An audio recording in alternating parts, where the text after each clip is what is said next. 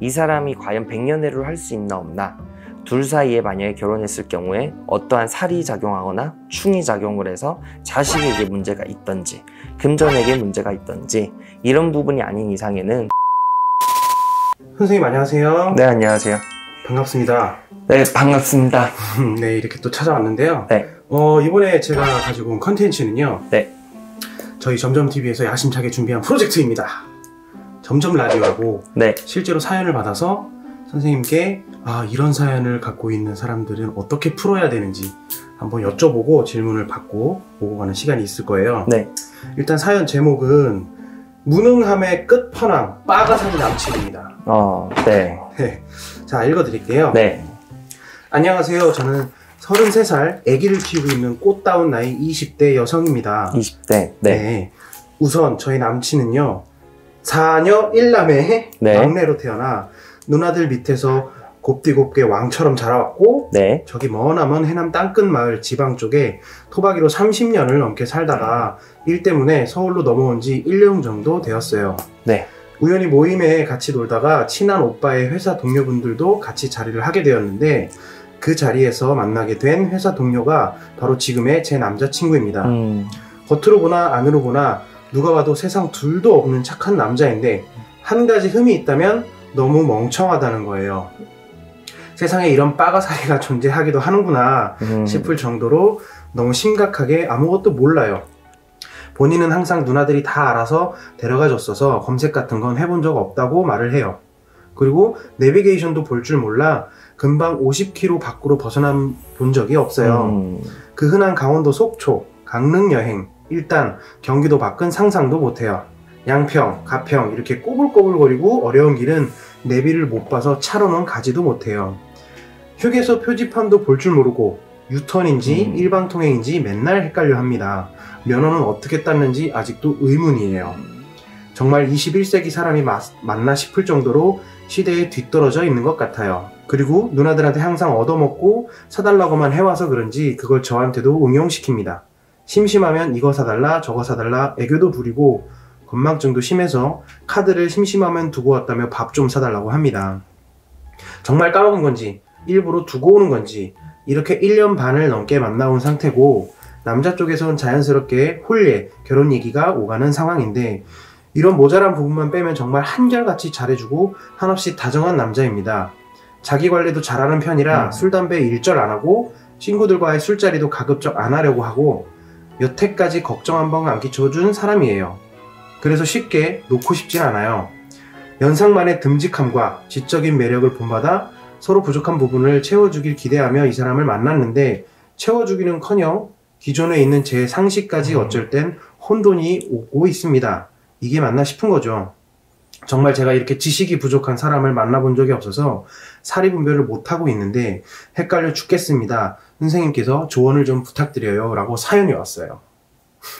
여기에 대한 조언이요? 네.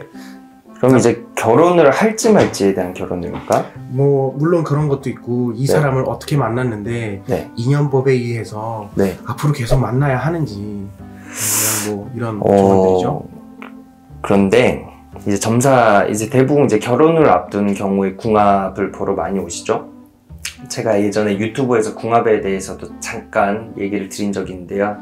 네. 첫 번째 저는 여쭤보고 싶은 게 그 전에도 만났던 분들이 그런지 아닌지에 대해서 여성분께 여쭤보고 싶고요.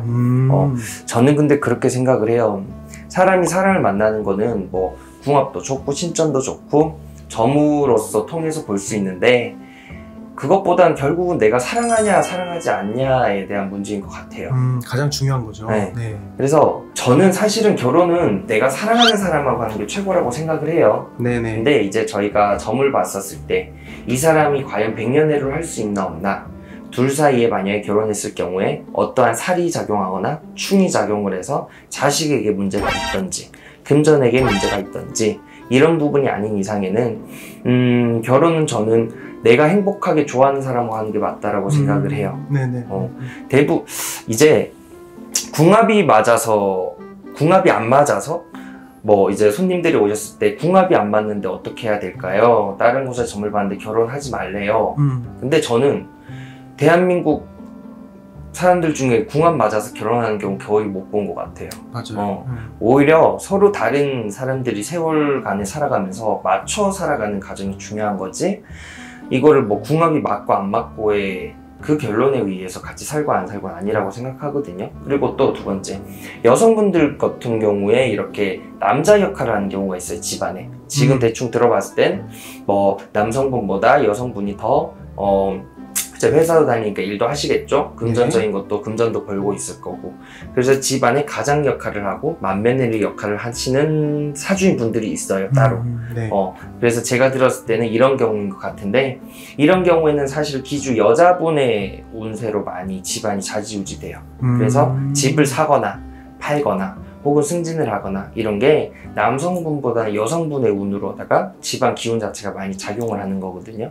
그래서 저는 결혼에 대해서는 크게 걱정을 안 하셔도 될 것 같아요. 다만 네. 조금 답답하겠죠, 당연히. 그렇죠. 뭐 운전도 제대로 못하고 그러면은, 이렇게 사연을 주신 것 같은 경우는 여성분께서 아마 이게 고쳐서 내가 좀 더 노력을 해서 살아보려고 사연을 주셨을 거라 생각을 해요. 맞아요. 그럼 여성분께서 이제 많이 노력을 하셔야 되겠죠. 아마 바뀌지 않을 거예요, 이런 경우에는. 왜냐하면 성격상 사람들은 타고난 사주인 게 있고요. 그리고 사주를 볼 때에도 형제 동기간을 많이 봐요. 그러면은 4년 중에 1남, 그러면은 막내인 건가? 막내래요. 네. 막내면은, 아니 근데 그럼 집안에서 그렇게 이쁨 받던 사람을 데리고 가려면 여자 쪽에서 당연히 고생을 해야 되는 게 아닌가 싶기도 하고요.